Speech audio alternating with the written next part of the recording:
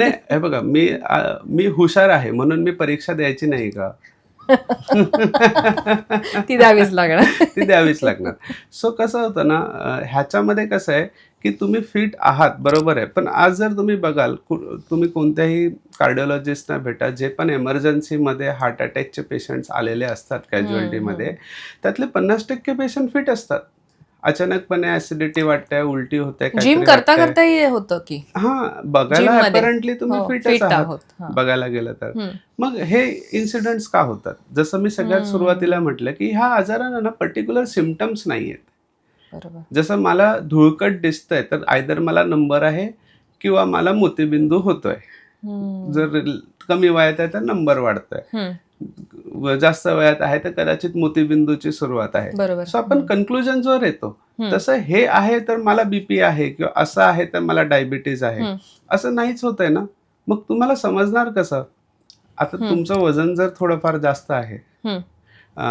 तुमची लाईफस्टाईल तुम्हाला माहिती आहे की अगदी व्यवस्थित नाही आहे. हं. एक टिपिकल जे योगी लाईफस्टाईल असते तशी तुमची नाही आहे.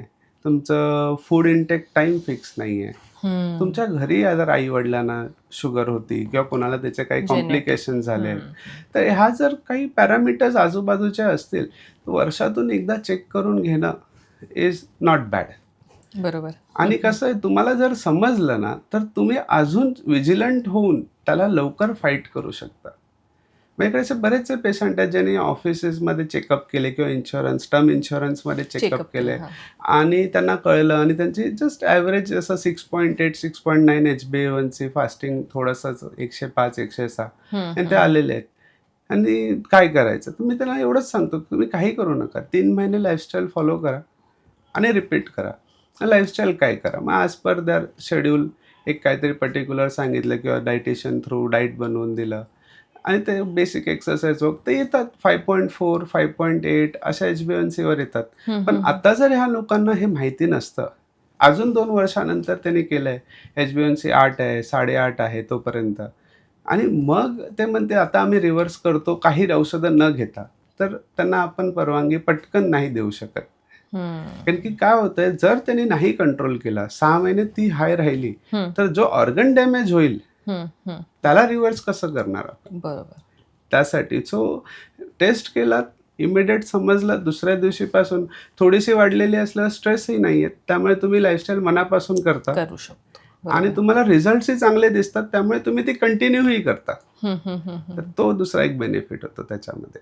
एकदा डायबिटीस बीपी झाला अर्ली एज मध्ये आपल्याला ते कळलं की अरे माझं वय 25च आहे, डायबिटीस कसा झाला किंवा बीपी कसा आहे मला हे कळ की मग आपल्याला ना पुढचे प्रश्न डॉक्टर अर्थातच मनात येतात की हे माझे बरे होतील का कायमचे, की मला हे कायम आता मी असेपर्यंत राहणार, हा प्रश्न येतोच येतो. तर मला याविषयी जाणून घ्यायचंय. सो हे बघा, हर पेशंटची ना बॉडी वेगळी आहे, हर पेशंटच्या रिडिंग्स वेगळ्या आहेत, हर पेशंटचा लाईफस्टाईल वेगळं आहे, जेनेटिक पॅटर्न वेगळं आहे. सो मी हे बघा, पेशंटला तर आम्हाला हेच सांगायचं आहे की ऑफकोर्स आपण ट्राय करूया बेस्ट, पण कुठेतरी मनात काही पेशंटच्या संदर्भात आम्हाला अंदाज असतो की नाही बंद होऊ शकत आणि आमची इच्छाही नसते त्यांनी गोळ्या बंद कराव्या, कारण की गोळ्या तुमचं डायबिटीस कंट्रोल नाही करत आहेत, डायबिटीसपासून होणारे कॉम्प्लिकेशन्स पण कंट्रोल होत आहेत.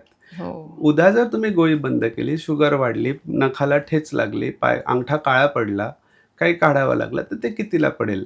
बरोबर. सो तसं आहे. बट यंग पेशंट्समध्ये 50% अधिक पेशंट्सचं औषधं थांबू शकतात. 10 ते 20% पेशंटची थांबतात, कारण की तेवढेच patient actually total changes except सगळं फॉलो कर.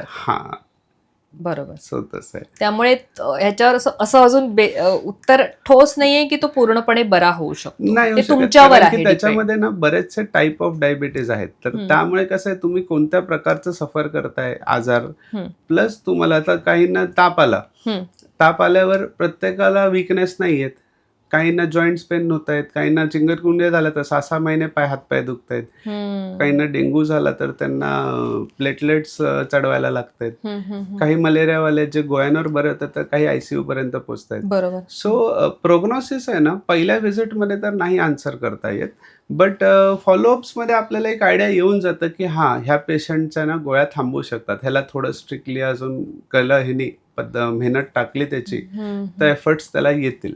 काही पेशंटचा जरा चान्सेस डायसीच असतात. फक्त कसं होऊन जातं की आमचा प्रयत्न हा असतो की त्याला त्याच्यातून कॉम्प्लिकेशन्स नाही झाले पाहिजे. बरोबर. ते एक आहे. म्हणजे मेडिसिन हे लाईफ टाईम तुम्हाला घ्यावं लागतं. काही पण पेशंट त्याच्यावर कंट्रोल आणू शकतो का? म्हणजे 4 गोळ्या आहेत तिथे हो 2 हो हो गोळ्यांवर येऊ होतात शकतो. होतात. येस ते 100% होतं. गोळ्या कमी होतात त्यांच्या, कारण की ते किती मनावर घेतात. थोडासा आमचाही रोल असतो त्याच्यामध्ये, कारण की काही डॉक्टर्स तेवढा टाइम देत नाहीत, गोळ्या लिहून देऊन हे करतात डायटिशियन वगैरे. काही डॉक्टर्स आहेत जे ऍक्च्युली स्वतः एक्सप्लेन करतात.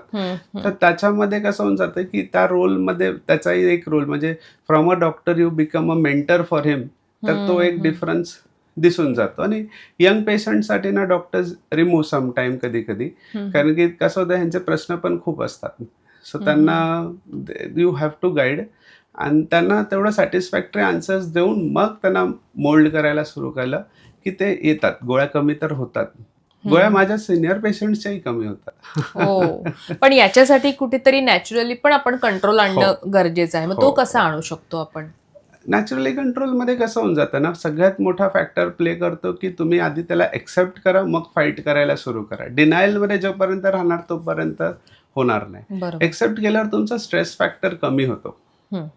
मला डायबिटीस आहे ह्याचं स्ट्रेस तुम्ही जोपर्यंत घेणार नाही आहे तरी नाही आहे मानताय, तर त्या स्ट्रेसमध्ये हे काहीच नेक्स्ट स्टेप घ्यायला बघत नाही. बरोबर. जेव्हा ते एक्सेप्ट करतात मग त्यांचं, हा डॉक्टर काय तर माझी झोप खराब आहे, ठीक आहे तू झोपायचा प्रयत्न कर. तुझी झोप का खराब आहे, तू संध्याकाळी एकदा वॉकला जा. एक एक एक एक एक एक पॅरामीटर सॉर्ट करत करत आपण गेलो की 4-6 महिन्यानंतर एक ड्रॉप त्या मेडिकेशन्समध्ये दिसायला सुरू होऊन जातो. आणि ते त्यांच्यासाठी एक अजून नायडस होतं की ते अजून व्यवस्थित फॉलो करायला लागतात. बरोबर. मी पेशंटना हेच सांगतो की तुम्ही जेव्हा येता ना, तुम्ही गोळ्या कमी किंवा जास्त करण्याच्या अनुषंगाने येऊच नका. तुम्ही तुमच्या फॉलोअपला या. गोळी कमी झाली is a bonus for you. नाहीतर तुम्ही नेक्स्ट टाइम याला नाही कमी झाली, 4 वर्ष तेवढ्याच राहिल्या, तर तुम्ही परत डिप्रेशन टाईप सिम्पटम्स येऊन तुम्ही फॉलो करणार नाही काही. बरोबर. So as I told you, target oriented lifestyle नाही ठेवायची. लाईफस्टाईल चांगली ठेवा, लाईफस्टाईल रिझल्ट देतात. It you get result. Long term stock सारखे खाली जातील वर जातील, पण एक टाइम नंतर तुम्हाला त्याचं बेनिफिट भेटेल. तुम्हाला पेशन्स ठेवला पाहिजे. डायबिटीस आणि बीपी हे आपण या आजारांवर बोलतोय, अर्ली एज मध्ये जे होतात त्याच्यावर. तर मला इथे आता एक प्रश्न असा विचारायचा आहे की हे दोन्ही आजार ना आपण कुठे जाऊन कनेक्ट होतात, तर बोलतो मेंटल हेल्थला. हो, मेंटल हेल्थला कनेक्ट होतात. तर तो बॅलन्स आपण कसा हे करायचा, कारण याचं काय समीकरण आहे या दोघांचं, या आजाराशी, मेंटल हेल्थशी, आणि काय त्याच्यावर आपण कशा पद्धतीनं कंट्रोल आणू शकतो? सो बेसिकली कसं आहे ना, हर पेशंट जो शुगर किंवा बीपीचा आहे किंवा दोन्ही पण आहे, तो मेंटली वीक आहे किंवा डिस्टर्ब आहे किंवा त्याला काही सायकोलॉजिकल इलनेसेस आहेत असं नाहीये. बट 25 ते 30% पेशंट्समध्ये तुम्हाला एक डिटेल हिस्ट्रीमध्ये जाणवतं की काही काइंड ऑफ एन्झायटी, पॅनिक, किंवा जसं त्यांना आता कसं आहे, हे सायकॅट्री टर्म्स जे आहेत ना स्पेसिफिकली, ते म्हणजे the specialist of that particular branch ना बेटर माहिती आहेत. बट तुम्हाला माहिती आहे की हे थोडेसे त्यांच्या नॉर्मलपासून अल्टर्ड पेशंट्स आहेत करून. Majorly most common is the anxiety, panic आणि एन्झायटी जे सापडतं. आणि त्याच्यात त्यांनी थोडं मेंटल एक्सरसाइजेस, थोडंसं प्रॉपर गायडन्स अंडर, समजा थोडंफार जास्त वाटत असेल तर I always refer them to a psychiatrist. मग त्यांचं CBT, बिहेवियरल थेरपी वगैरे बऱ्याचशा गोष्टी असतात. आणि जेव्हा ते ह्या थेरपीजमधनं येतात ना रिटर्न, तेव्हा आपल्याला ह्या सगळ्या आजारांमध्ये बराचसा ड्रॉप दिसतो.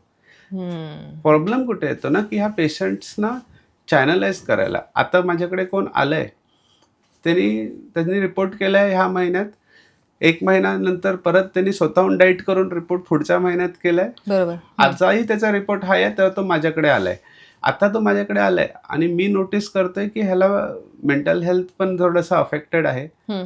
आणि आता ह्याला सायकॅट्रिस्टकडे पण पाठवायचं आहे. बरोबर. हा. आता तो ऑलरेडी डॉक्टरला भेटायला मागत नाहीये आणि त्याला 2-2 डॉक्टरकडे जाणं कन्व्हिन्स करणं आहे ना, इज अ टास्क.